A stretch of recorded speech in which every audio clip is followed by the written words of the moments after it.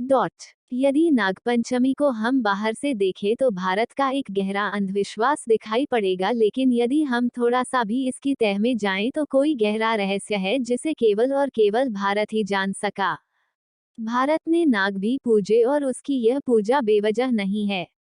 भारत के आध्यात्म ने यह बात जानी कि बुद्धत्व की जिन तरंगों को व्यक्ति नहीं पहचान पाते उन तरंगों को नाग पहचान लेता है, यह उसकी खूबी है। इसी कारण से तस्वीरों में बुद्ध पुरुषों के ऊपर नाग को अपने फन फैलाए अवश्य देखा होगा।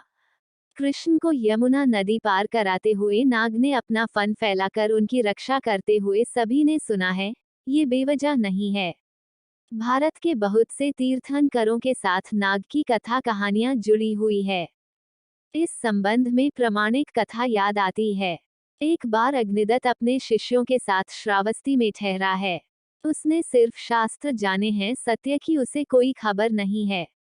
चूंकि वह अपने अहम के कारण बुद्ध के पास नहीं जाएगा, इसे भांपते हुए उन्होंने अपने शिष्य मोदगलायन को बुलाया जो स्वयं ज्ञान को उपलब्ध है।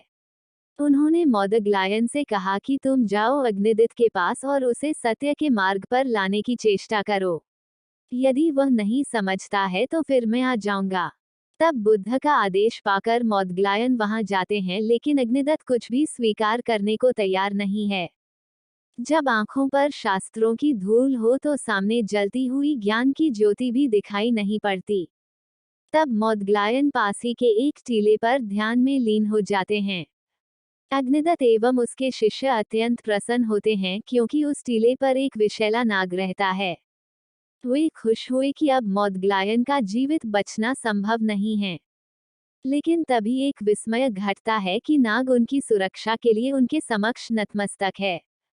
ये देखकर अग्निदत्त और उसके शिष्य आश्चर्य से भर जाते हैं।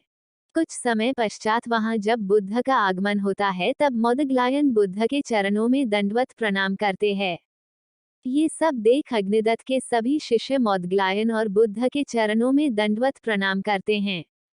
इस घटना का जिक्र करते हुए ओशो कहते हैं कि तारांकन, भारत में यह अनुभव बहुत बार हुआ है कि बुद्ध पुरुषों के पास जहां आदमी नहीं पहचान पाए, वहां नाग पहचान गए। क्योंकि बुद्ध पुरुषों की जो तरंग है, उनके आसपास जो विद्युत है, वह जो सूक्ष्म लहर है, वह लहर नाग का पूरा शरीर पकड़ लेता है। वह मस्त हो जाता है। वह डूब जाता है। हिंदुओं ने इसलिए नाग की पूजा शुरू की, क्योंकि नाग अनूठा है।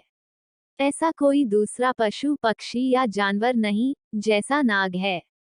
उसमें कुछ खूबियां हैं, और सबसे बड़ी खूबी यह है कि बुद्ध पुरुषों के पहचान की क्षमता है उसमें। जो बुद्ध पुरुषों को पहचान लेता हो, उसमें कुछ न कुछ बुद्धत्व की किरण होनी चाहिए। तारांकन। इसलिए भारत में निरर्थक कुछ भी नहीं बल्कि उसके पीछे गूढ़ रहस्य हैं। लेकिन हम तथ्यों की सतह को छूकर ही छोड़ देते हैं, उनकी सतह में जाने का कभी प्रयास नहीं करते। यदि हमारा चित्त थोड़ा भी खोज करे तो यहाँ रहस्य पर रहस्य बिखरे पड़े हैं। इसी के साथ सभी को नागपंचमी की बहुत शुभकामनाएं।